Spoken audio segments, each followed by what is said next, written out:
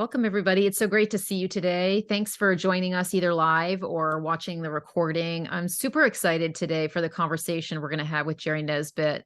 He is an amazing informatics innovator who specializes in academic clinical research, IT. And we don't have time to go into all of the amazing things he's done, but he was previously the director of informatics at the University of California, San Francisco, and was responsible for IT on the epilepsy phenome genome project. It was like a $15 million, $5 giant NIH funded project, which was the largest ever epidemiological and genomic study of epilepsy and seizures. So Jerry has been embedded in the epilepsy space for many years. He's a known entity among many of the groups who are excited about the work that he does and the way he thinks and the exciting innovations that he brings to our space. So I'm going to let you take it away, Jerry. As people are watching, feel free to drop your questions in the chat or the Q&A. We'll open up afterwards to questions and discussion. So take it away, Jerry. Thank you very much, Gabi.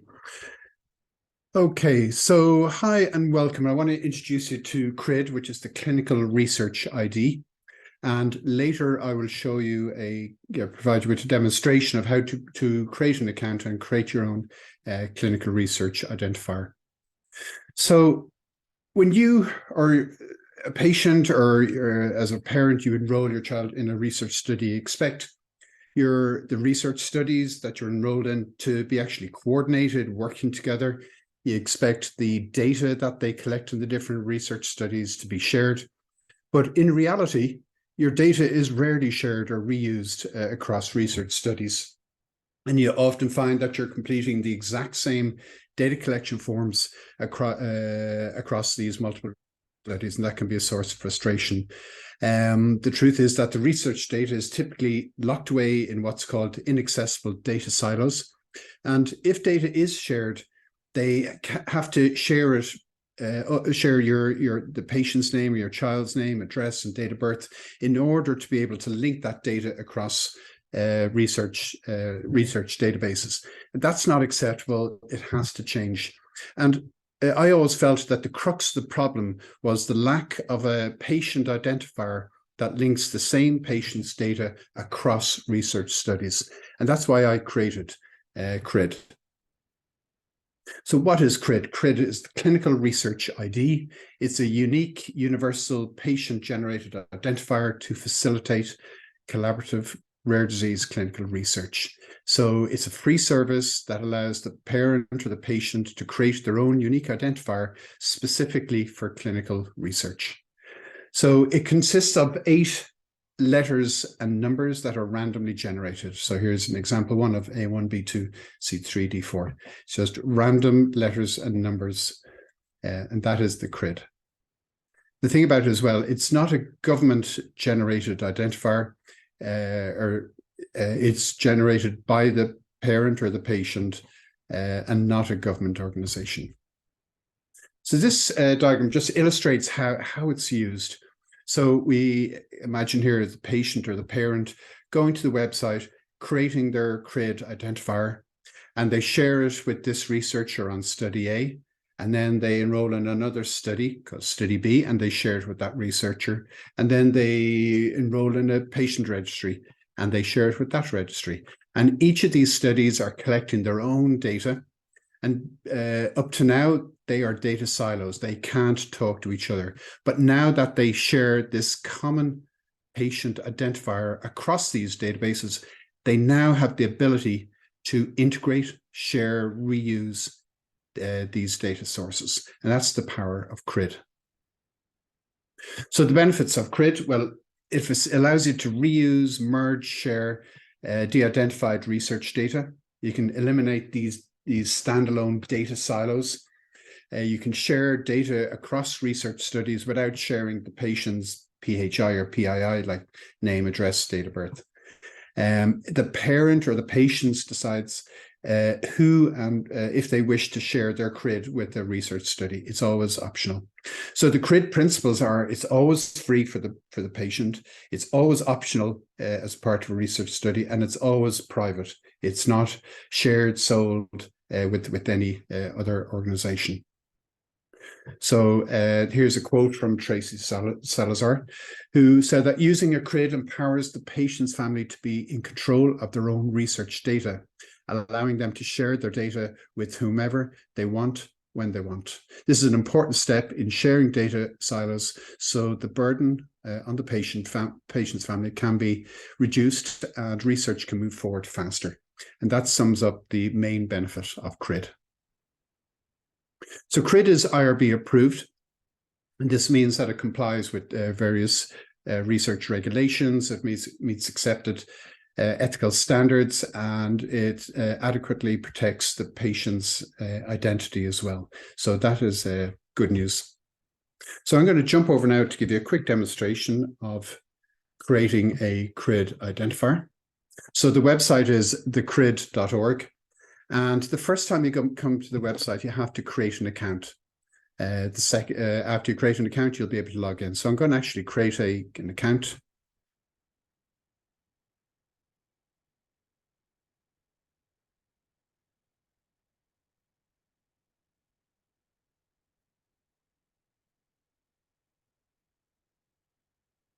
And the password must meet certain requirements, like 8 characters long, contain at least one uppercase letter, one lowercase letter, and a number and a special character.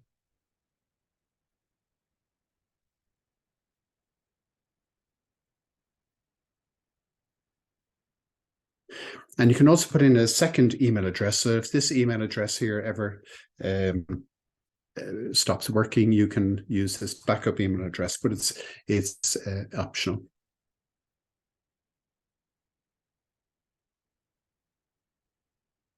Okay, so I've created an account. Now I'm able to log in.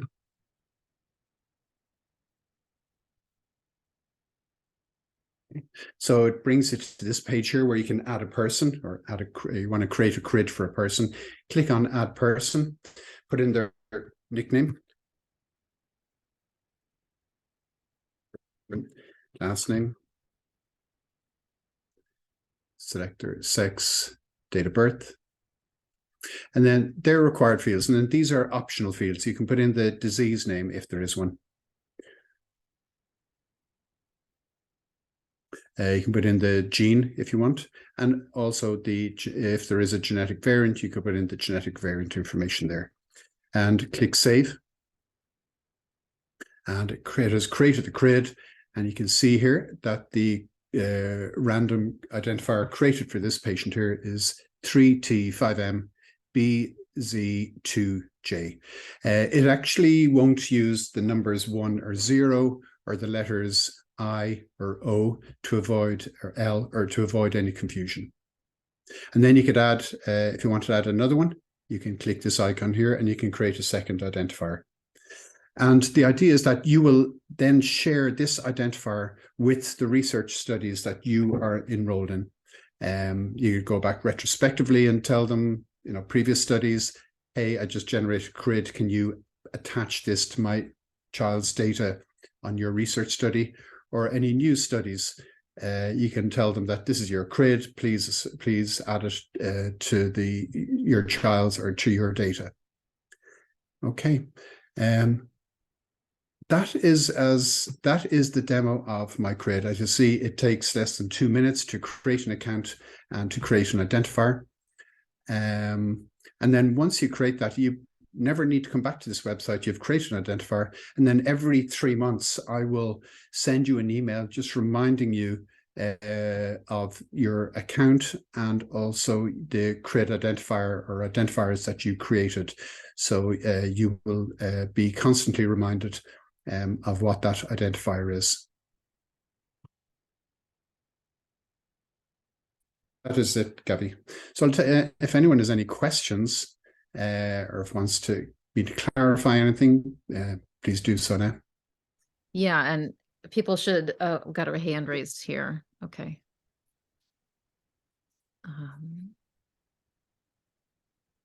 Okay, go ahead, Jada.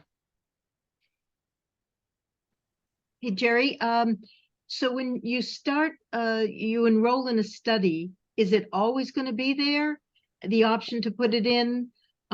Is it only if they've decided to use the CRID that there's going to be an option to use it?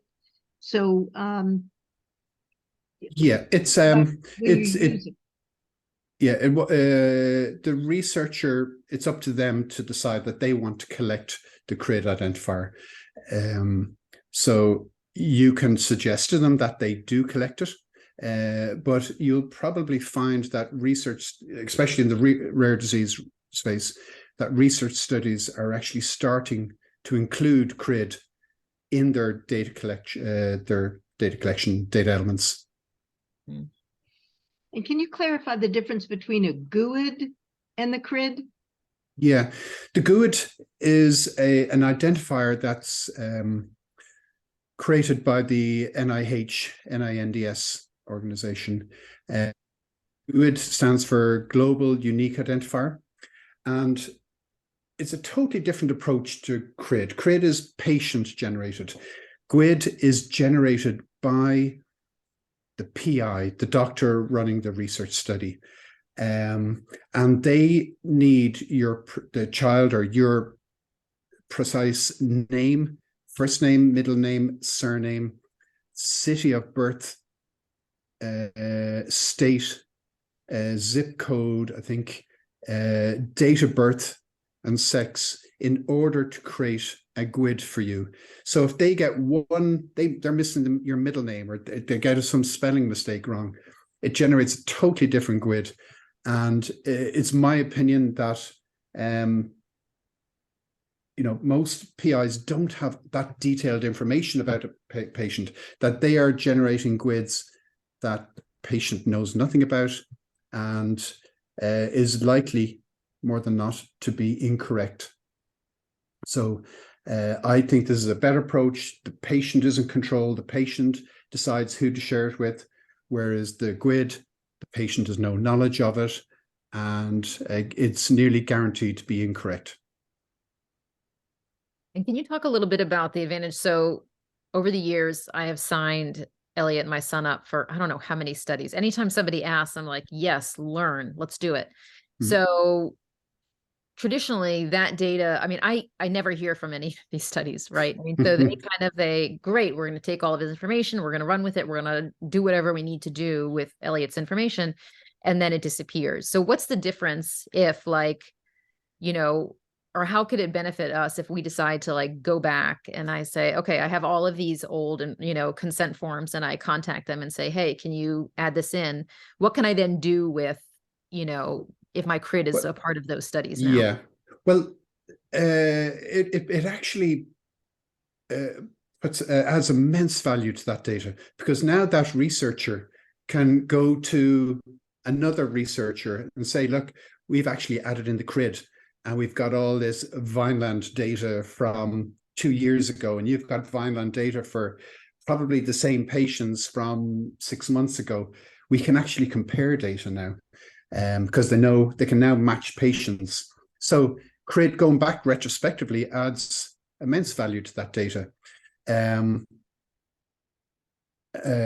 was one part of your question. The other...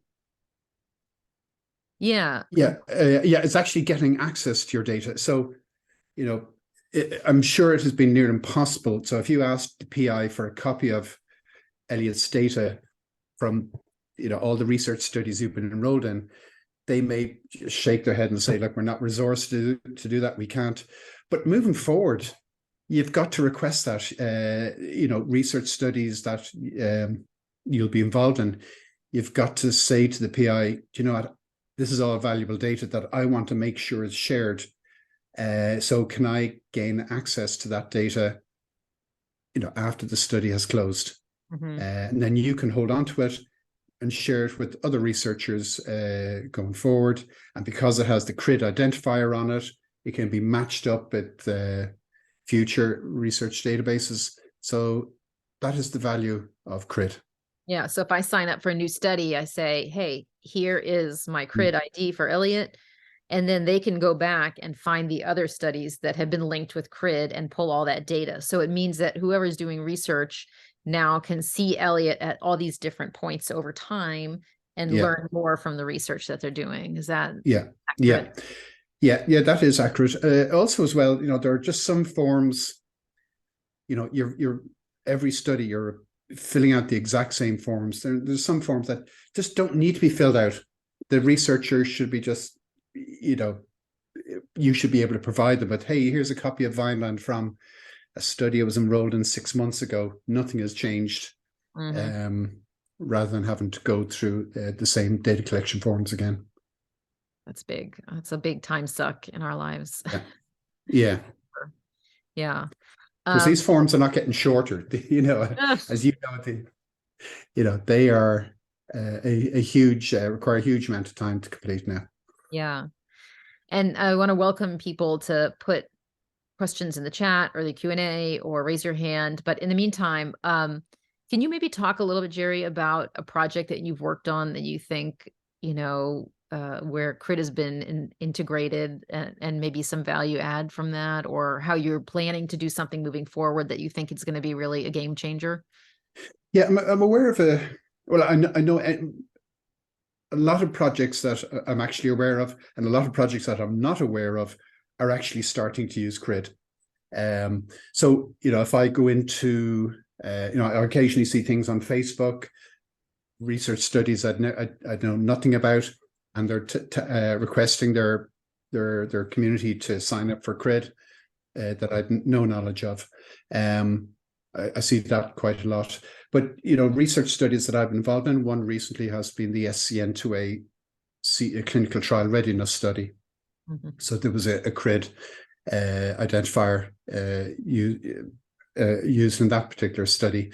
And I know that some older studies, like the Simons Foundation autism study, are now retrospectively going back and appending the CRID ID onto their patients' research data, with the view to possibly comparing data across those two totally different research studies.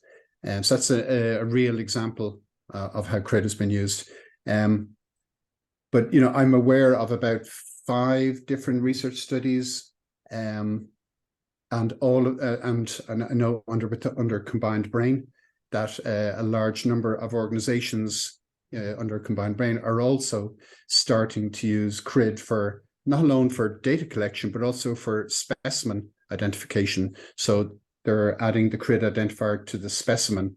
So what that could mean is, rather than having to get a second blood sample or a third blood sample or a tissue sample, they can now identify a specimen that already exists and reuse that specimen. So in theory, it can cut down specimen collections that are unnecessary. And when you were talking about the work that you have done with Ann Berg and the family's SCN2A Foundation, and then you say, so they did their clinical trial readiness study. Before that, they had Simon's data, I know. So if you're then linking this historical many years of Simon's data, clinical trial research study, and then all of that data comes together, I imagine that also has immense value for clinical trial preparedness for a community. Oh, absolutely. The rare disease research community has been plagued by data silos. So, data silos, the data goes nowhere.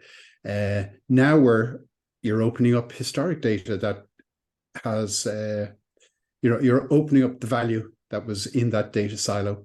And, new research studies now will possibly be not just looking at prospective data, but also retrospective data from previous studies. So I'm not too sure where the CRID initiative is going to go, but the opportunities are immense. Yeah, and I think it's so fantastic that it's patient or caregiver initiated and owned. You get access to that, and it gives you the power to control this. I mean, we know that there are a lot of discussions happening around control of our own data and how it gets used, and putting that in the hands and control of caregivers and patients is a powerful rethinking of how this all gets managed. Yeah, and the fact that it's free to use. So many advantages. I see. Yeah, and I see Jayetta just put up a question there about hospitals using CRID. I'm not too sure.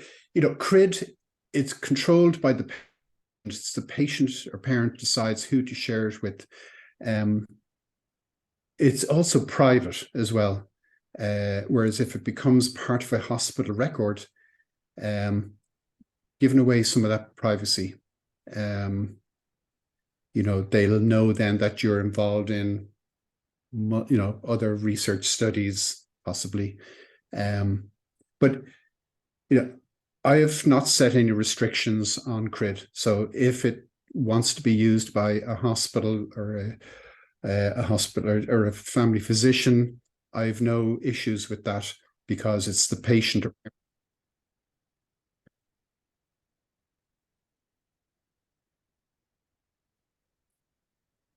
Great. And I see that John also said, what would you say is the main problem that having a CRID solves? I think that was probably from a few minutes ago. Yeah, it was earlier on. And I think we kind of hit that already, but I don't know if there's kind of like a key take home you want to put out there for.